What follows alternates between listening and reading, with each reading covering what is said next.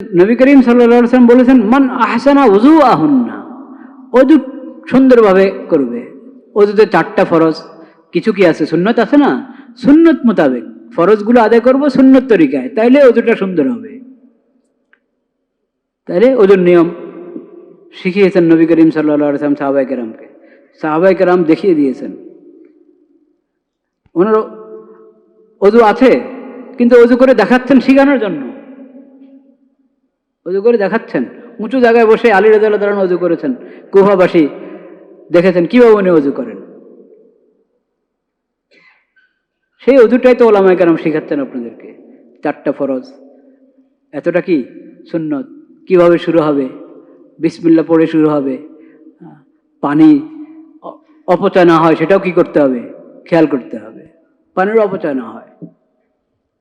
যদি কল ছেড়ে দিই বস চলছে, মোটা করে ছেড়ে দিয়ে থাকে, যেখানে অল্প পানি দিয়ে ওযু করা সম্ভব সেখানে কি হচ্ছে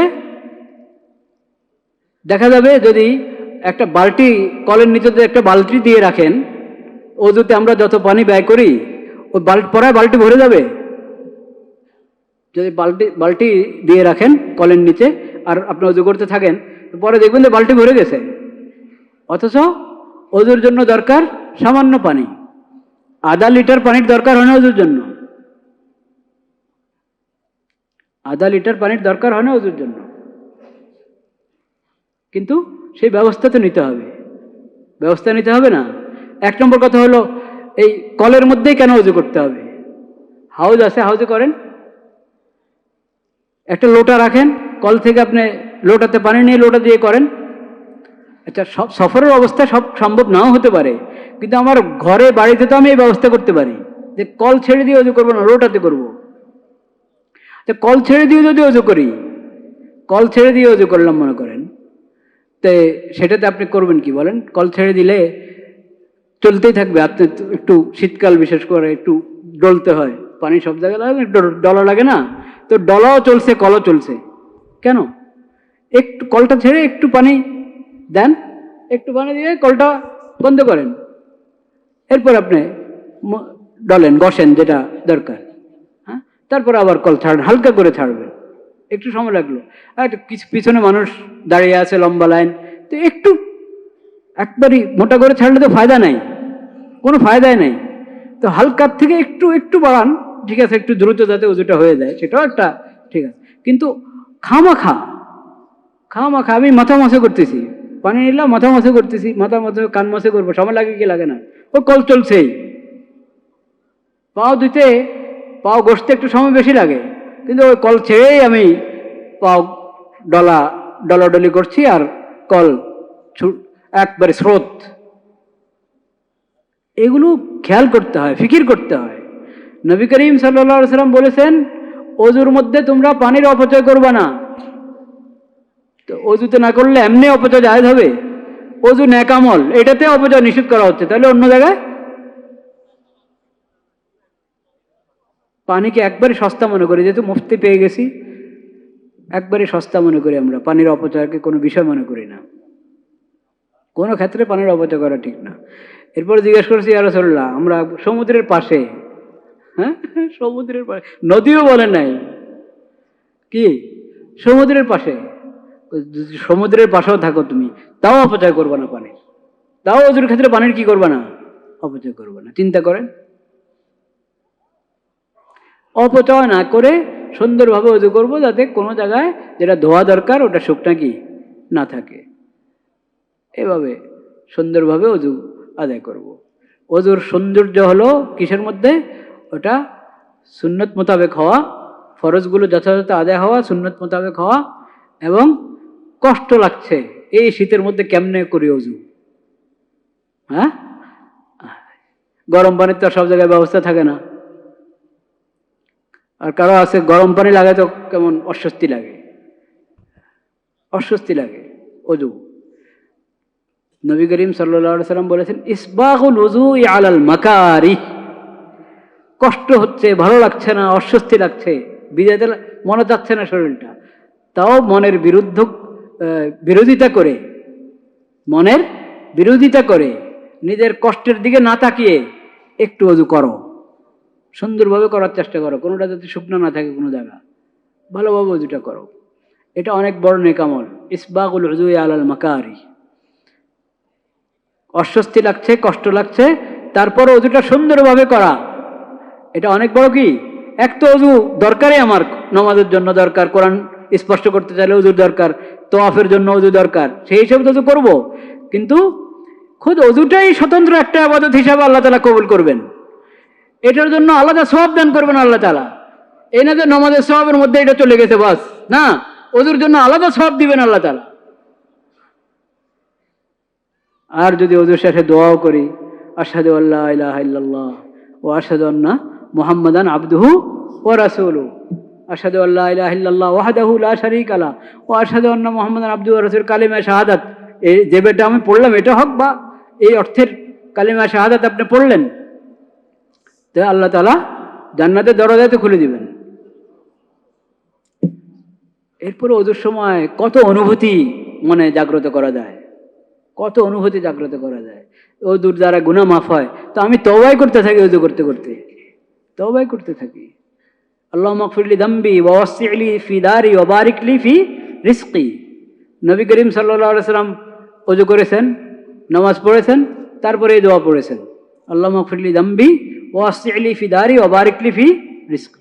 কোনো বর্ণনায় এসেছে অজু করেছেন, এই দোয়া পড়েছেন। এই দোয়া আপনি অজুর পরে পড়েন, অজুর মাঝেও যদি পড়েন, যে মাগফিরাত, আল্লাহ তো বলেছেন অজুর দ্বারা গুনাহ মাফ হয়, তো আমার তো খালি সগীরা গুনাহ না, কত কবিরা গুনাহ করে রেখেছি। আল্লাহ আমি সব কিছু থেকে তওবা করেছি, তওবা করছি, আপনি আমার সব গুনাহ মাফ করে দেন, আমার সব গুনাহ মাফ করে দেন। তওবা করতে করতে অজু করি, তাইলে তো ওই কথাটা আসবে, আল্লাহুম্মা জাআলনি মিনাত তাওয়াবিন ওয়া জাআলনি মিনাল মুতাতাহহিরিন। আল্লাহ আপনি আমাকে তওবাকারীদের অন্তর্ভুক্ত করেন এবং পবিত্রতা অর্জনকারীদের অন্তর্ভুক্ত করেন, যাতে এই তহারাতের মাধ্যমে, ওযুর যে তহারাত অর্জন করলাম, এই তহারাতের মাধ্যমে খালি আমার অঙ্গগুলো পরিষ্কার হলো, পবিত্র হলো, আর আমার জন্য নামাজ বৈধ হয়ে গেল, শুধু এতটুকুই, যেহেতু যাতে আমার ওযুটা কি না থাকে, সীমাবদ্ধ না থাকে। এই ওযুর বরকতে আমার আখলাক, আমার আমল, আমার সিরত, চরিত্র সব পবিত্র করে দেন, সব সুন্দর করে দেন। অনুভূতি এই না যে ওদের মধ্যেও আমি উদাসীন, যে নামাজের খুশুর জন্য আমরা পেরেশান। আমাদের মুরব্বীরা, ওস্তাদরা আমাদেরকে বলেছেন, আরে তুমি তো নামাজের খুশু চাও, তো এটা ওযু থেকে ফিকির করো না কেন? আযান শুনলা, এখন থেকে ফিকির শুরু করো, আযানের উত্তর দাও যে এখন আল্লাহর মহান এই ফরজ আদায় করার সময় এসেছে, এখন আমাকে প্রস্তুতি নিতে হবে। ওযু করার সময় খেয়াল রাখো, আল্লাহ আমার দিলটাও পরিষ্কার করে দেন, আমার আখলাকও ভালো করে দেন। এরপরে ধীরে ধীরে হেঁটে মসজিদে যাও, যাওয়ার সময় তাওয়াজুর সাথে, বিনয়ের সাথে যাও, আল্লাহকে স্মরণ করতে করতে যাও। মসজিদে গেলা, ডান পাও দিয়ে ঢুকো, আগে ডান পাও দিবা। মসজিদে ঢুকার সময় বাম পাও না, আগে কি ডান পাও। জুতা থেকে বাম পাও আগে খোলো, জুতার উপরে রাখো, এরপরে ডান পাও জুতা থেকে খুলে ডান পা প্রথমে মসজিদে রাখো, দোয়া পড়ো, বিসমিল্লাহ তো পড়বাই, দুরূদ শরীফও পড়ো, এরপরে দোয়া পড়ো, বিসমিল্লাহ ওয়াসসালাতু ওয়াসসালামু আলা রাসূলিল্লাহ, আল্লাহুম্মা ইফতাহ লি আবওয়াবা রাহমাতিক। আল্লাহ আমার জন্য রহমতের সব দরজা খুলে দেন। আমি যে আপনার দরবারে এসে পড়েছি, আপনার রহমতের সবগুলো দরজা আমার জন্য খুলে দেন। আরো পড়তে পারেন, দোয়ার আরো অংশ আছে, এটুকু পড়লো দোয়া হয়ে গেল, আরো আছে হাদিস শরীফে, আল্লাহুম্মা আসিমনি মিনাশ শাইতানির রাজিম, আল্লাহ আমাকে মরদুদ শয়তান থেকে হেফাজত করেন। মসজিদে যতক্ষণ থাকি, ইবাদত বন্দেগীতে যাতে শয়তান কোনো অসুবিধা না দিতে পারে, সুন্দরভাবে আদায় করতে পারি। মসজিদ থেকে বের হওয়ার সময় আবার ওই দোয়ার মধ্যে আছে, বিসমিল্লাহ ওয়াসসালাতু ওয়াসসালামু আলা রাসূলিল্লাহ, আল্লাহুম্মা ইন্নী আসআলুকা মিন ফাজলিক। ওটার পরেও আপনি চাইলে ওই অংশ পড়তে পারেন, ওটাও আছে হাদিস শরীফে, আল্লাহুম্মা আসিমনি মিনাশ শাইতানির রাজিম। মসজিদ থেকে বের হয়ে যাচ্ছে, তখনও আল্লাহকে বলছি, আল্লাহ আপনার রিজিক কামনা করি, আমি রিজিক রাস্তা আমার জন্য প্রশস্ত করে দেন, সহজ করে দেন, হালালভাবে কামনা করতে পারি সেই তৌফিক দান করেন। আর আল্লাহুম্মা আসিমনি মিনাশ শাইতানির রাজিম, আল্লাহ আমাকে শয়তান, মরদুদ শয়তান থেকে হেফাজত করেন। এখন মসজিদ থেকে বের হয়ে যাচ্ছি, এখন তো আমার আরো বেশি আপনার রহমত দরকার, যাতে শয়তান আমাকে, কত পরিবেশে আমি এখন ঢুকবো, কোন পরিবেশে ঢুকে কি গুনাহ হয়ে যায়, আল্লাহ আপনি আমাকে শয়তান থেকে হেফাজত করেন। যদি বান্দা মসজিদে আসে, আবার এভাবে মসজিদ থেকে বিদায় নিয়ে যায়, তাহলে তার চিন্তা চেতনা আখলাকের মধ্যে পরিবর্তন আসবে কি আসবে না? আসবে। আহসানা উযুআহুন্না, নবী করিম সাল্লাল্লাহু আলাইহি ওয়াসাল্লাম বলছেন 5 ওয়াক্ত নামাজ আল্লাহ বান্দাদের উপর কি করেছেন? ফরজ করেছেন। যে এই নামাজগুলোর ওযুটা সুন্দরভাবে করবে, ওয়াসাল্লাহুন্না লিওয়াক্তিহিন্না, এবং নামাজগুলো ঠিক ঠিক সময় কি করবে? আদায় করবে, ঠিক সময় আদায় করবে। ফাআতাম্মা রুকুআহুন্না ওয়া সুজুদাহুন্না ওয়া খুশুআহুন্না, আদায় করার সময় আবার রুকুটা পূর্ণতা যেন পায়, সুন্দরভাবে পরিপূর্ণ রুকু, পরিপূর্ণ সজদা এবং খুশুজাটা যাতে পূর্ণ হয় ওইদিকে খেয়াল রাখবে। এইভাবে যদি সুন্দরভাবে ওযু করলো, সুন্দরভাবে নামাজ আদায় করলো, কানা লাহু ইনদাল্লাহি আহাদুন আন ইয়াগফিরা লাহু, আল্লাহ রাব্বুল আলামিন তার সঙ্গে ওয়াদাবদ্ধ যে আল্লাহ তাকে ক্ষমা করে দিবেন। আল্লাহ ওয়াদাবদ্ধ, আহাদ, আল্লাহ অঙ্গীকার করলেন এই বান্দার সাথে, তাকে আল্লাহ কি করে দিবেন? ক্ষমা করে দিবেন। অমাল্লাম ইয়াফাল, ওযু ঠিক মতো করলো না, নামাজও ঠিক মতো পড়লো না, একদিন পড়লো আরেকদিন পড়লো না, সময় মতো পড়লো না, সুন্দরভাবে পড়লো না, তাইলে আল্লাহর কোনো ওয়াদা নেই, কোনো কি নেই? ওয়াদা নেই। এরপর আল্লাহর ইচ্ছা, আল্লাহ চাইলে ক্ষমা করবেন, চাইলে শাস্তি দিবেন, আল্লাহর ইচ্ছা। কিন্তু ওয়াদা হলো ওই ব্যক্তির জন্য, ঠিক মতো ওযু করলো, ঠিক মতো নামাজ আদায় করলো, সময় মতো আদায় করলো, সুন্দরভাবে আদায় করলো। আল্লাহ এমন নামাজি বানিয়ে দেন আমাদেরকে। আবু দাউদ শরীফ সহ বিভিন্ন হাদিসের কিতাবে এই হাদিসটি বর্ণিত।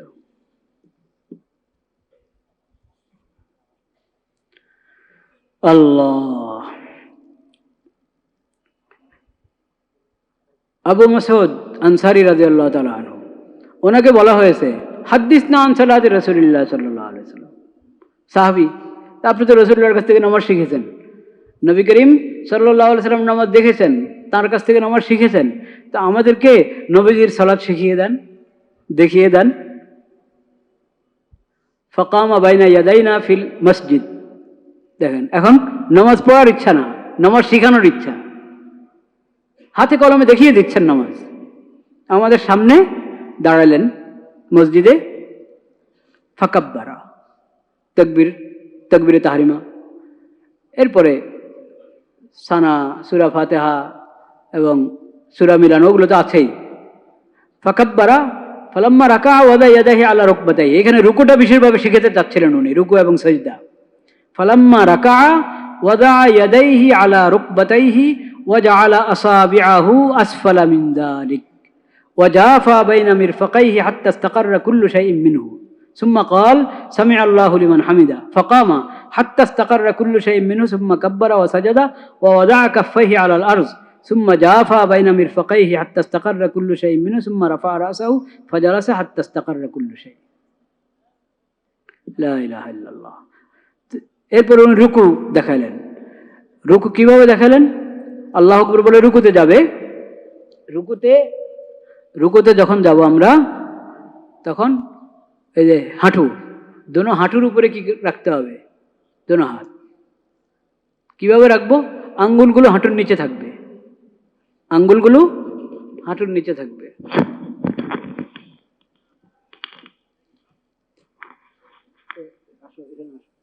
সবাই তো আর দেখবে না, কিছু মানুষ দেখলে এটার একটু ফায়দা আছে।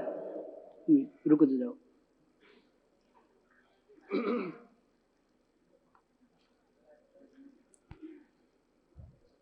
হ্যাঁ, এই যে হাঁটুতে দোনো হাত রাখলেন উনি, আঙ্গুলগুলো নিচের দিকে, আঙ্গুলগুলো খোলা থাকবে। হ্যাঁ, আর এটা হলো বড় জিনিস, কোমর, পিঠ, মাথা বরাবর। অনেক ঝুঁকে থাকে, অনেকে মাথা অনেক নিচের দিকে নিয়ে দেয়, হ্যাঁ, অনেকে মাথা উঠায় রাখে। বুঝতে পেরেছেন? একটা পদ্ধতি দেখবেন,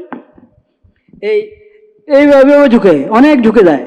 আরেকটা হলো মাথা অনেক উপরে উঠে রাখে, হাত হয়তো হাঁটুতে গেছে কিন্তু মাথা উপরের দিকে, মনে হয় কোন দিকে তাকিয়ে আছে। না, নজর তো নিচের দিকে থাকবে এবং সোজা হয়ে যাবে শরীরটা পুরা। এমনকি এখানে যদি মনে করেন কোনো পানির বাটি রেখে দেওয়া হয়, হ্যাঁ, বা পানিও কিছু এই জমা হয়ে থাকবে পানি, এখানে পুরো পানি পড়বে না, এমনভাবে পিঠ, মাথা, পিঠ এবং কোমর কি হওয়া? বরাবর হওয়া। আর হাতগুলো দুদিকে খুলে দিবেন না রুকুতে। এতে দেখেন উনি হাত সোজা, হাতটাতে রেখেছেন, হাতের পাঞ্জা রেখেছেন কোথায়? হাঁটুতে। আরে হাতের এই থেকে কান থেকে নিয়ে পুরো হাত কিন্তু এইভাবে সোজা। আমরা অনেকে এইভাবে করে দিই, দুই হাত দুই দিকে, দুই কোণে দুই দিকে নিয়ে দেয় রুকুর সময়। রুকুর সময় দুই কোণে দুই দিকে যাবে না, এইভাবে থাকবে। আর শরীরটা মনে করেন একটা কামান, আর এটা হলো কামানের দেই ইয়াটা, কি বলে এটাকে, যে রশিটা, এই এটা হলো রুকুর, ওইভাবে উনি শিখিয়েছেন। ও জাফা বাইনা হাত্তা ইস্তাকাররা কুল্লু শাইইন মিনহু সুম্মা ক্বাল সামি আল্লাহু লিমান। এরপরে রুকুতে গেলে আমি কি করব, ইস্তাকাররা কুল্লু শাইইন, এটা হলো থেমে যাও। মাথা রুকুতে যাতে না যাতে আবার লাফ দিয়ে উঠে গেলা না, স্থির হও। রুকুতে গিয়ে কি হও, স্থির হও। সুবহান রাব্বিয়াল আযীম, সুবহান রাব্বিয়াল আযীম, সুবহান রাব্বিয়াল আযীম, তিনবার বলা সুন্নত। স্থির হওয়া কিন্তু ওয়াজিব, সুবহান রাব্বিয়াল আযীমটা পড়া কি সুন্নত। স্থির হয়ে যাব আমি, স্থির হয়ে সুবহান রাব্বিয়াল আযীম তিনবার পড়বো, তারপরে উঠবো। ওই উঠা কমাটা এটাও একবারে সোজা হয়ে দাঁড়াবো, সোজা হয়ে দাঁড়াবো। নজর কেবলা ইয়ের দিকে, সজদা জায়গায় থাকবে, কিন্তু দাঁড়াবো কি সোজা হয়ে, দোনো হাত দোনো পাও পুরা শরীর স্থির হয়ে, যে আমি এখন দাঁড়ানো, এই না যে আমার তাড়া, এমনভাবে দাঁড়াতে চায় না যে আসল কাম আমি তাড়াতাড়ি সজদা কখন যাবো, এই জন্য মাথা সোজা করতে না করতে, পিঠ সোজা করতে না করতে আবার সজদাতে উঠ মারলাম। এটা অন্যায়, এটা ভুল পদ্ধতি। স্থির, হাত্তা ইস্তাকাররা কুল্লু শাইইন মিনহু, তোমার শরীরের প্রতিটা অঙ্গ নিজ নিজ অবস্থানে ফিরে আসবে। রুকুর মধ্যে যেভাবে থাকা দরকার ওইভাবে স্থির হয়ে যাবে, দাঁড়ানোর পর আবার শরীর তার পজিশনে এসে যাবে। এরপরে তুমি যাও রুকুতে আল্লাহু আকবার বলে, রুকু ইয়াতে সজদার দিকে যাও। সজদাতে যাওয়ার পর এখন সজদার নিয়ম যেটা, সেটা ওদের বলেছে, সজদাতে গিয়ে তুমি স্থির হও। নাক কপাল, নবী করিম সাল্লাল্লাহু আলাইহি ওয়াসাল্লাম বলেছেন 7টা অঙ্গের উপরে কি দাও, সজদার মধ্যে কটা অঙ্গ ব্যবহার করতে হবে, হ্যাঁ 7টা অঙ্গ, 7টা অঙ্গ।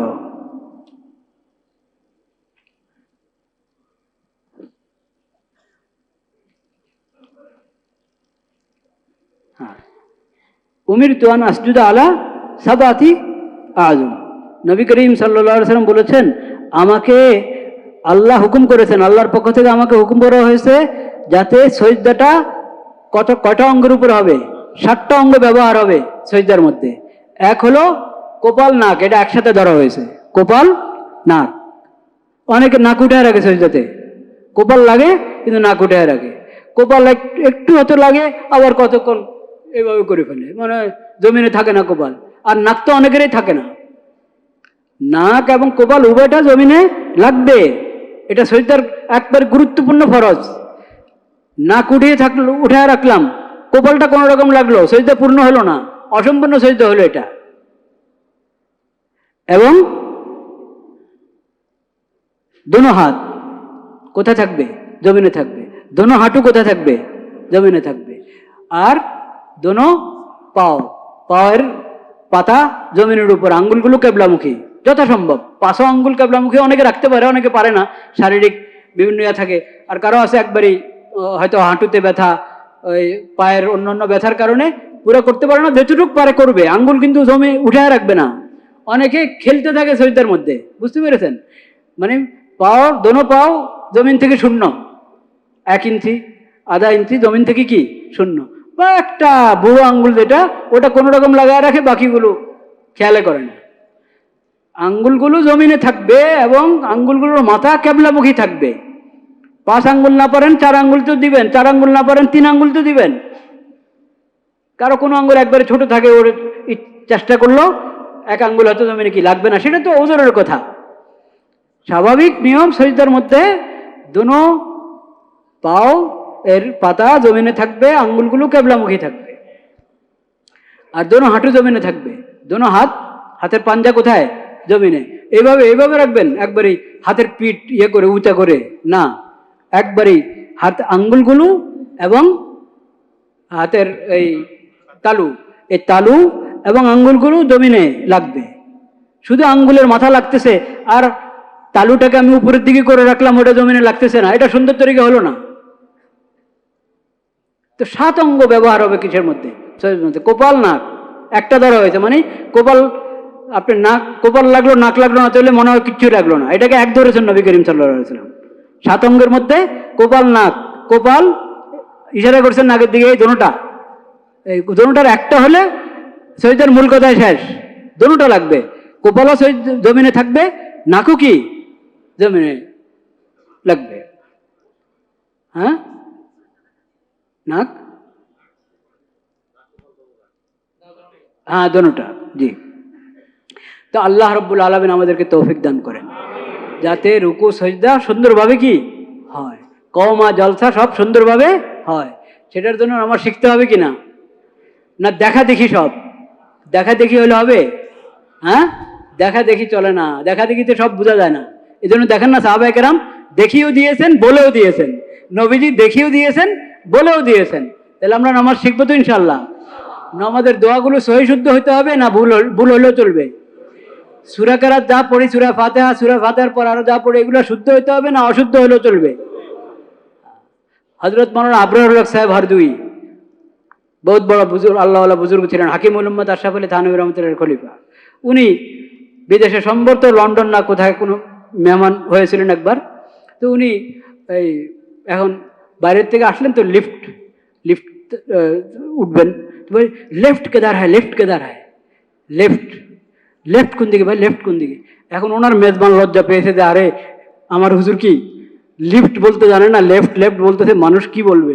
তাড়াতাড়ি হুজুর কেন, হুজুর লেফট নেই, লিফট। হুজুর লেফট না তো, এটা কি লিফট? মাই তো এই তো, আমি তো এই কথাই বলি, তোমরা তো আলহামদু কিন্তু বলো আলহামদো। কোরআন লেফট আর লিফট, এইখানে আমার ভুল ধরতেছো তুমি। আমি লিফট বলতে পারলাম না, লেফট বলতে আমার ভুল ধরতেছ। কোরআন ভুল পড়ো তোমরা, আলহামদু বলো আলহামদো, আলহামদুলিল্লাহ। এটা হলো বিসমিল্লাহির রহমানির রহিম, তুমি বিসমিল্লাহির রহমানির রহিম হলো। বিসমিল্লাহির রহমানির রহিম পড়া শিখবে না? বিসমিল্লাহির রহমানির রহিম এটা পড়া শিখতে হবে।